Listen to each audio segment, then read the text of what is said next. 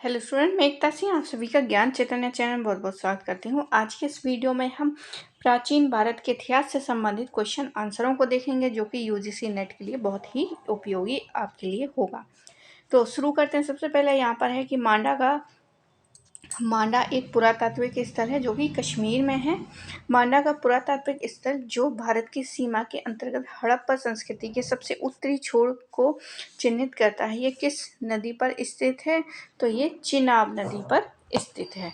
तो मांडा जम्मू कश्मीर से 28 किलोमीटर की दूरी पर चिनाब नदी के दक्षिण किनारे पर स्थित विकसित हड़प्पा संस्कृति का सबसे उत्तरी स्थल है। 1982 में जे.पी. जोशी तथा मधुबाला ने इसका उत्खनन करवाया था।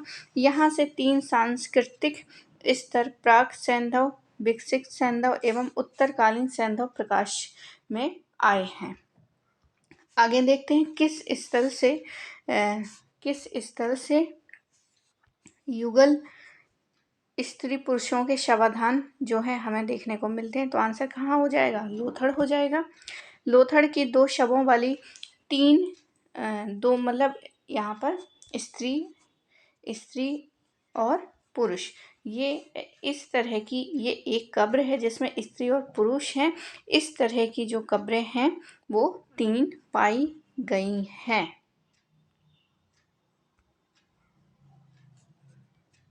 तो ये जो 2 शवों वाली 3 कब्रें तृतीय काल की हैं। इसमें से एक कब्र के किनारे किनारे कच्ची ईंटों का चिनाई की गई है। एक कब्र में से तो दोनों कंकाल अलग अलग रखकर दफनाए गए थे। शेष 2 उदाहरणों में शवों को एक दूसरे से लिपटा हुआ गाड़ा गया है। इन दोनों उदाहरणों में लिंग के बारे में मतभेद है। कुछ का मत है कि दोनों शव पुरुष के हैं, जबकि कुछ का कहना है कि एक स्त्री और एक पुरुष का है।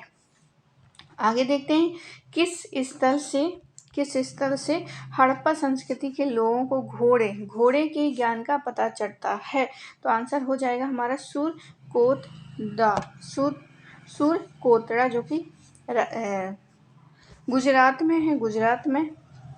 गुजरात के कच्छ जिले में स्थित है। यहाँ से घोड़े की कुछ हड्डियां प्राप्त हुई हैं। आगे है वैदिक संस्कृति से रिलेटेड क्वेश्चन है। तो नैतिक व्यवस्था के निरीक्षण के रूप में किस वैदिक देवता का यहाँ पर वर्णन है? तो नैतिक व्यवस्था है तो रुद्र तो बिल्कुल नहीं होंगे, विष्णु भी नहीं होंगे और इंद्र भी नहीं होंगे। तो आंसर हमारा क्या हो जाता है? सी ऑप्शन, वरुण यहाँ पर सही आंसर है। ऋग्वेद में वरुण को ऋषितस्य गोप्ता कहा गया है। यह नैतिक व्यवस्था के संरक्षण तथा पापियों को दंड देते थे, अर्थात उन्हें विश्व का अधिपति और नैतिक नियमों का संरक्षण कहा गया है।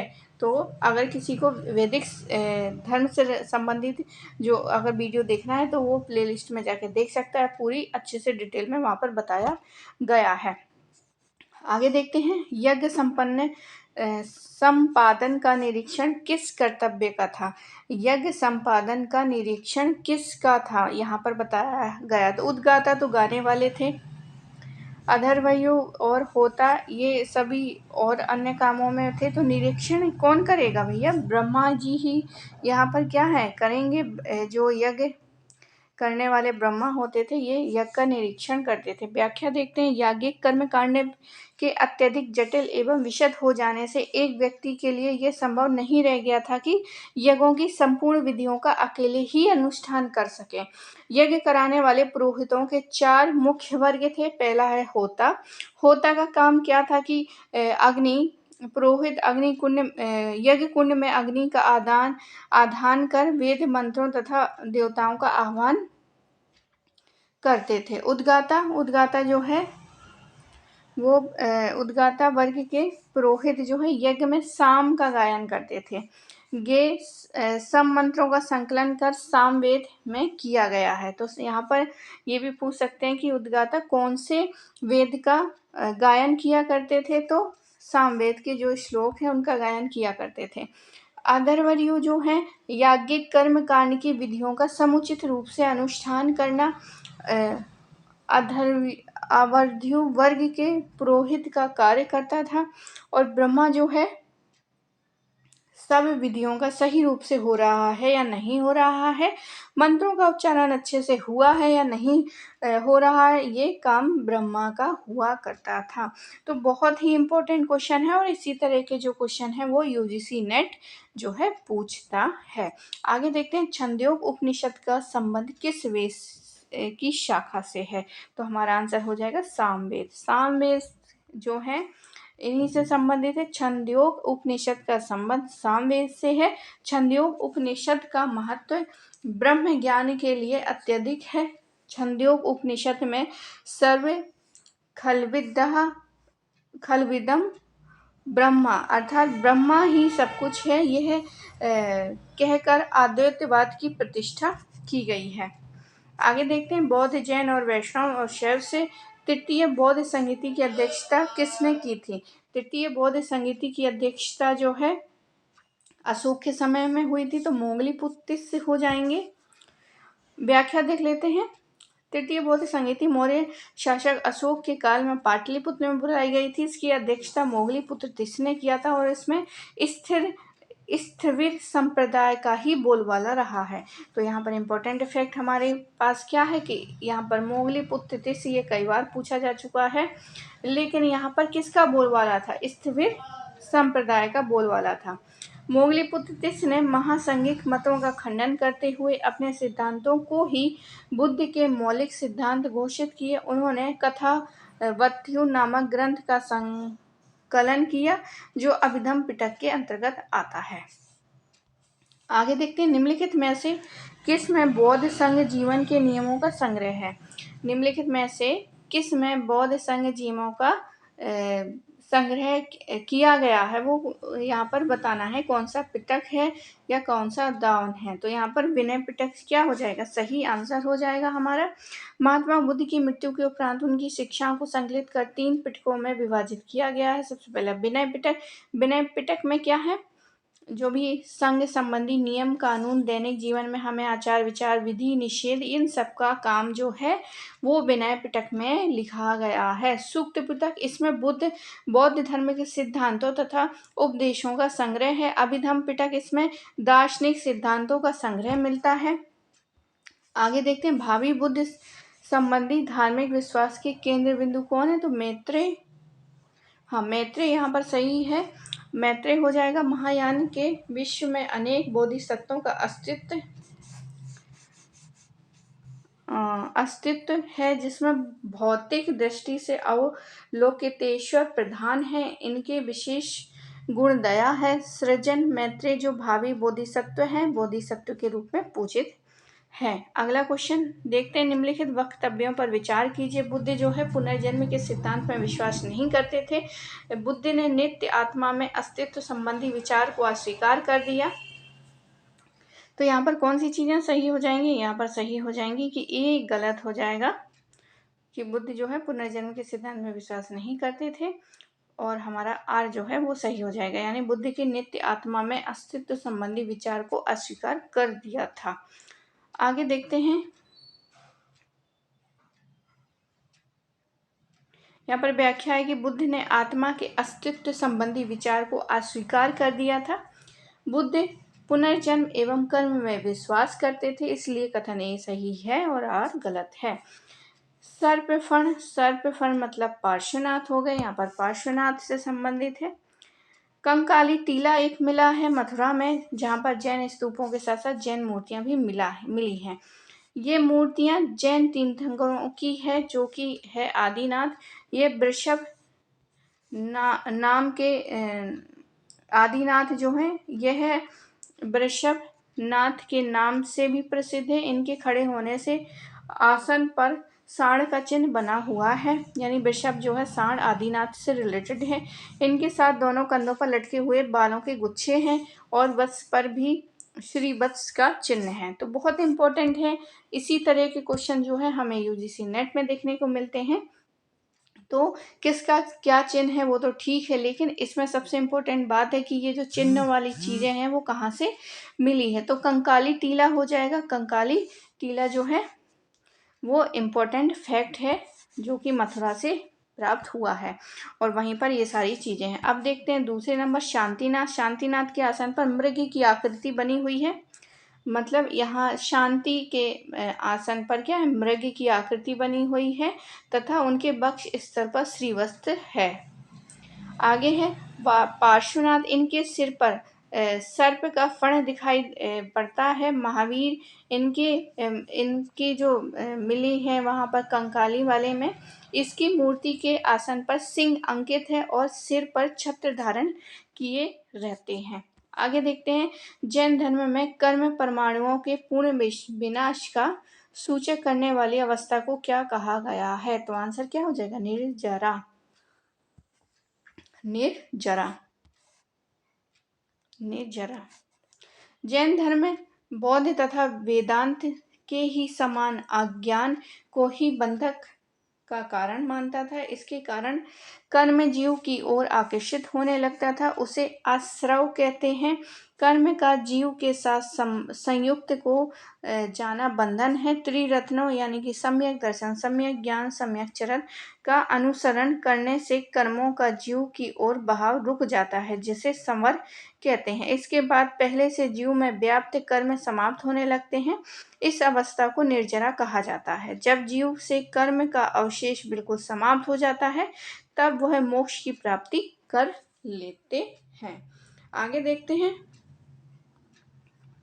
निम्नलिखित में से शून्यवाद के व्याख्याकार कौन थे? तो निम्नलिखित में से शून्यवाद के व्याख्याकार कौन थे? तो यहाँ पर सही आंसर हमारा हो जाएगा नागार्जुन। तो शून्यवाद के व्याख्याकार नागार्जुन है। इनकी प्रसिद्ध रचना माध्यमिक कारिका है। इसे सापेक्षवाद भी कहा जाता है। इसके अनुसार प्रत्येक वस्तु किसी न किसी कारण से ही उत्पन्न हुई है और वह पर निर्भर है। नागार्जुन ने प्रातीत समुत्पात को ही शून्यता कहा है। तो प्रातीत समुत्पात है क्या? इसका शब्दावली मैंने आपको वीडियो में कराया है, तो आप उसको भी देख सकते हैं। शब्दावली वाली वीडियो में प्रातीत समुत्पात का अर्थ बताया गया है। तो यहाँ पर इम्पोर्टेंट ये है कि नागार्जुन ने जो प्रातीत समुत्पात है उसी को शून्य कहा है। अगला क्वेश्चन देखते हैं निम्नलिखित में से कौन वीर शैव धर्म के व्याख्याता हैं? तो यहाँ पर कौन से हो जाएंगे वीर शैव धर्म के? तो यहाँ पर बसव हो जाएंगे। कौन हो जाएंगे? बसव। ए ऑप्शन सही है, बसव। लिंगायत तथा वीर शैव धर्म का ही एक संप्रदाय था जिसका आचार 12वीं शताब्दी में दक्षिण भारत में व्यापक रूप से हुआ है। लिंगायत संप्रदाय का संस्थापक एवं व्याख्याकार वासव कल्याणी के चालुक्य नरेश विजय यानी विजयादित्य 1145 से लेकर 1168 तक 1167 का मंत्री था। बसव का जन्म जो है बीजापुर जिले के बग्गेबाड़ी नामक ग्राम में हुआ था। वे मादीराज तथा मांदलम्बिका के पुत्र थे। तो वीर शैव हो गया, लिंगायत जो है इन सब का जन्म किसने मतलब इन सबको प्रचार किसने किया था? बसव ने। आगे देखते हैं लकुलिश किस मत के प्रवर्तक माने जाते? पाशुपत्य के। पाशुपत्य हो गए और लिंगायत के बसव। तो यहाँ पर व्याख्या देखते हैं। पशुपति संप्रदाय शैवों का सबसे प्राचीन संप्रदाय है। इसकी उत्पत्ति सब पूर्व 2री शताब्दी में हुई थी। पुराणों के अनुसार इस संप्रदाय की स्थापना लकुलिश अथवा लकुली नामक ब्रह्मचारी ने की थी। इस संप्रदाय के अनुयायी लकुलिश को शिव को अवतार मानते हैं। इस संप्रदाय के लोग अपने हाथ में एक लागुड़ या दंड धारण करते थे जिसे शिव का प्रतीक माना जाता था। आगे है हिंद यवन राजा अंतलिकिट के राजदूत हेलियोडोरस द्वारा स्थापित गरुड़ स्तंभ कहाँ स्थित है? तो विदिशा में है। शुंग वंश के नवे शासक भागवत तथा भागभद्र के शासन काल में 14वें वर्ष मतलब उन्होंने भागवत ने 14 साल पूरे कर लिए थे। उस समय क्या है तक्षशिला के यवन नरेश यान एंटियाल कीटस का राजदूत हेलियोडोरस उसके विदिशा स्थित दरबार में उपस्थित हुआ। उसने भागवत धर्म ग्रहण कर लिया तथा विदिशा यानी बेस नगर में गरुड़ स्तंभ की स्थापना कर भगवत विष्णु की पूजा की। आगे देखते हैं कला में विष्णु के किस निम्नलिखित अवतार को समुद्र में पृथ्वी, तो ये कूर्म में, हाँ यहाँ पर जो है वराह वराह हो जाएगा वराह। तो यहाँ पर क्या है, पृथ्वी का उद्धार करते हुए अंकित किया गया है, तो वराह हो जाएगा। वराह अवतार की सबसे महत्वपूर्ण जो है उदयगिरी गुहा की दीवार पर विशालकाय रूप में उभारी गई है। इसमें पृथ्वी की रक्षा करते हुए वराह रूपी भगवान को चित्रित किया गया है, जिसके दांत में अति लघु काय नारी मूर्ति लटकी हुई है। तो यहाँ पर मतलब ये अवतार हुआ है, ऐसा कहाँ पर है, तो ये है उदयगिरी की दीवार पर अंकित है। तो हमें तभी से पता चलता है कि जो वराह रूप है वो भगवान विष्णु ने धारण किया था और दांतों से पृथ्वी उनकी लटकी हुई है। आगे देखते हैं निम्नलिखित में से कौन एक महिला अलवार संत है, तो यहाँ पर अंडाल हो जाएंगी, अंडाल हो जाएंगी। तमिल प्रदेश में वैष्णव धर्म का प्रचार प्रसार अलवार संतों द्वारा किया गया। अलवार शब्द का अर्थ ज्ञानी व्यक्ति होता है। अलवार संतों की संख्या 12 बताई गई है। अलवारों में एकमात्र महिला साध्वी अंडाल का नाम मिलता है, जिसके भक्ति गीतों में कृष्ण कथाएं अधिक मिलती हैं। मध्ययुगीन कवयित्री मीराबाई की कृष्ण भक्ति के समान अंडाल भी कृष्ण के प्रेम की दीवानी थी। आगे है अभिमुक्त क्षेत्र अभिधान किसके लिए है, गया, श्रीनगर, प्रयाग, वाराणसी। आंसर हो जाएगा वाराणसी। संभवतः वाराणसी का एक शिव पुराण 41 मत्स्य पुराण, तो यहाँ पर सही आंसर क्या हो जाएगा, डी, वाराणसी। आगे है निम्नलिखित में से कौन सा प्राचीन जनपद राजस्थान में स्थित है, तो अवंती नहीं है, कंबोज नहीं है, पांचाल नहीं है, मत्स्य क्या हो जाएगा, सही आंसर हो जाएगा। राजस्थान प्रांत के जयपुर क्षेत्र में मत्स्य यानी महाजनपद बसा हुआ था। इसके अंतर्गत वर्तमान अलवर का ज्ञान संपूर्ण भाग तथा भरतपुर का एक भाग भी सम्मिलित था। यहाँ की राजधानी विराट नगर, जिसकी स्थापना विराट नामक राजा ने की थी। आगे है बिंदुसार की राजसभा में आने वाला सीरिया का राजदूत कौन था, तो डाइमेकस था, डाइमेकस। स्ट्रेबो के अनुसार सीरिया के शासक एंटियो प्रथम का राजदूत डाइमेकस बिंदुसार के दरबार में आया था। बिंदुसार ने सीरिया के शासक से मीठी शराब, अंजीर तथा एक दार्शनिक की मांग की थी। सीरिया के शासक ने पहली दो मांगों को तो मान लिया, पर दार्शनिक भेजने से इनकार कर दिया, क्योंकि यूनानी परंपरा के अनुसार दार्शनिक भेजना संभव नहीं था। आगे देखते हैं अशोक के स्तंभ अभिलेख लिखे गए हैं कौन सी भाषा में, तो यहाँ पर ब्रह्मी, खरोष्ठी, आरामाइक और ग्रीक हो जाएगी। ब्रह्मी, खरोष्ठी, आरामाइक, ग्रीक। आगे देखते हैं निम्नलिखित में से कौन कलिंग में मौर्य प्रशासन का एक अधिष्ठान था, कौन कलिंग में मौर्य प्रशासन का एक अधिष्ठान था, तो आंसर तोसली हो जाएगा। प्रशासन की सुविधा के लिए अशोक का विशाल साम्राज्य अनेक प्रांतों में विभक्त था। अब कौन कौन से प्रांत थे, उत्तरापथ, अवंतीरठ, कलिंग और दक्षिणापथ, मतलब 4 भागों में डिवाइड था। तो उत्तरापथ जिसकी राजधानी तक्षशिला थी, अवंतीरठ जो है जिसकी राजधानी उज्जैन थी, कलिंग प्रांत जो है वो उसकी तोसली थी, और दक्षिण पथ जो है सुवर्णगिरी थी। और 5वां है प्राच्य या पूर्वी प्रदेश जिसकी राजधानी पाटलिपुत्र थी। तो 5 थे टोटल, यहाँ पे मैंने 4 ही कहे थे तो वो गलत है, यहाँ पर 5 थे टोटल, 5।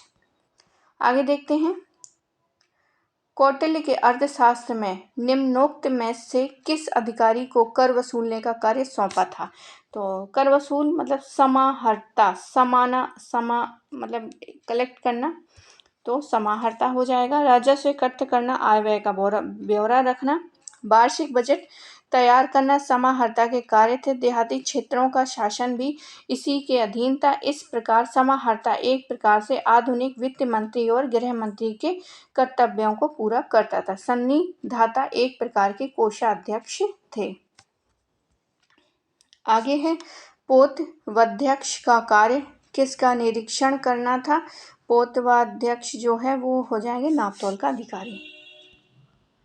आगे देखते हैं मौर्य उत्तर और संगम काल से। प्राचीन भारत में अच्छे घोड़े के लिए निम्नलिखित में से कौन सा स्थान प्रसिद्ध है? तो आंसर सी हो जाएगा, कम्बोज। ईसा पूर्व छठी शताब्दी का यानी छठी शताब्दी ईसा पूर्व का कम्बोज का एक महाजनपद था जिसका उल्लेख गंधार के साथ मिलता है। सामान्यतः इस राज्य का विस्तार दक्षिण पश्चिमी कश्मीर से लेकर हिंदू कुश तक था। इसकी राजधानी राजपुत अथवा हाटक थी। कम्बोज अच्छे घोड़े के लिए प्रसिद्ध था।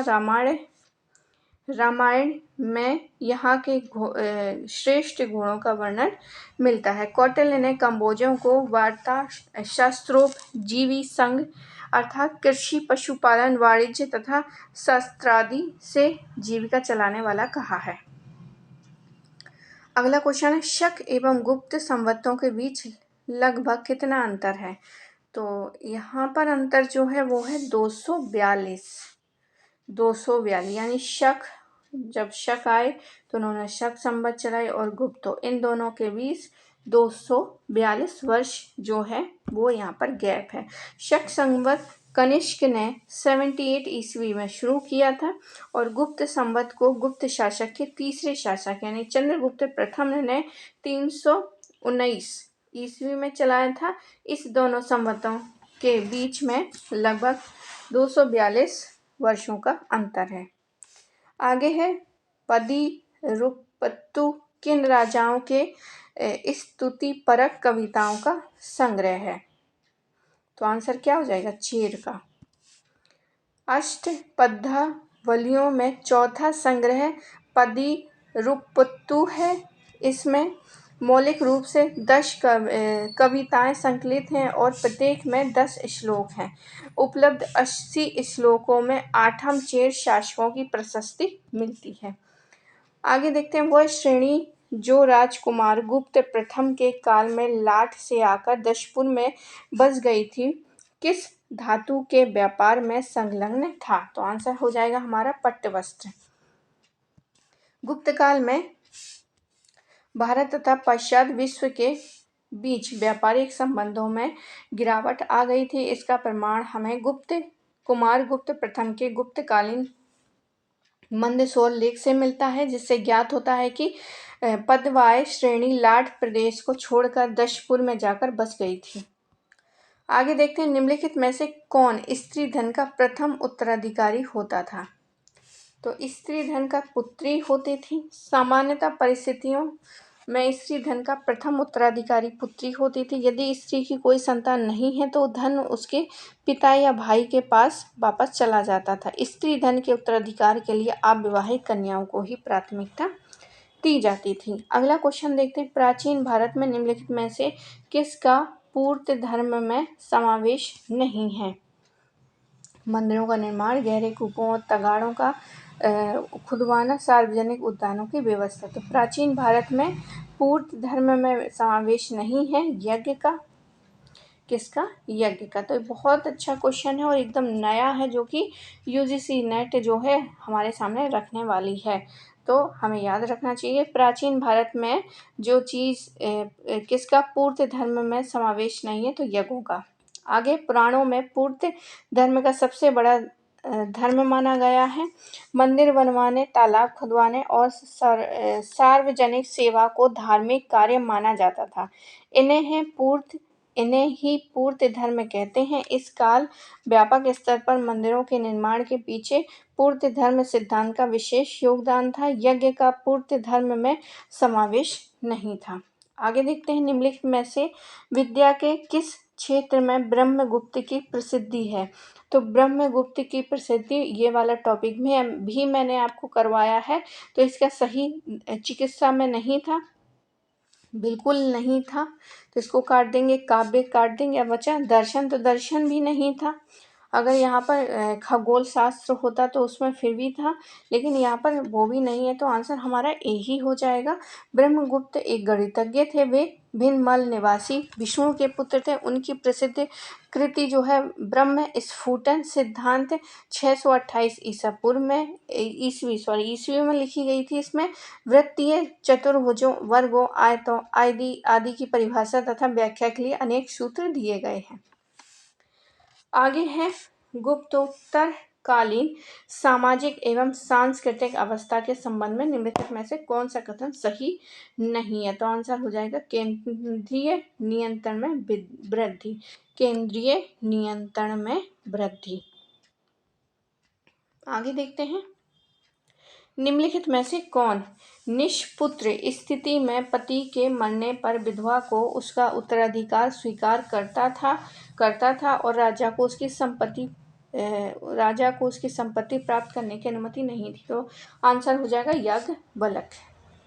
याज्ञवल्क्य। विधवा के संपत्तिक अधिकार के बारे में धर्मशास्त्रकार का मत नहीं है। मनु ने आपुत्र व्यक्ति की संपत्ति पर पिता और माता का अधिकार को माना, लेकिन पत्नी की उपेक्षा की है। याज्ञवल्क्य ने संभवतः पहले स्मृतिकार हैं जिन्होंने विधवा के पुत्र नहीं होने पर उसके संपत्ति के अधिकार को स्वीकार किया है। आगे है, निम्नलिखित में से किस विधवा प्रकार में कन्या के पिता द्वारा एक जोड़ी गाय यानी गो मिथुन लेने की परंपरा थी? तो आर्ष विवाह हो जाएगा। आर्ष विवाह में कन्या के पिता वर को कन्या प्रदान करने के बदले में एक जोड़ी गाय और बैल प्राप्त करता था ताकि वह याज्ञिक क्रियाएं संपन्न कर सके। तो आई होप आपको ये वीडियो पसंद आया होगा। पसंद आया तो प्लीज़ लाइक करें, शेयर करें, सब्सक्राइब करें। मिलते हैं एक और वीडियो के साथ। पूरा वीडियो देखने के लिए आप सभी का बहुत बहुत धन्यवाद।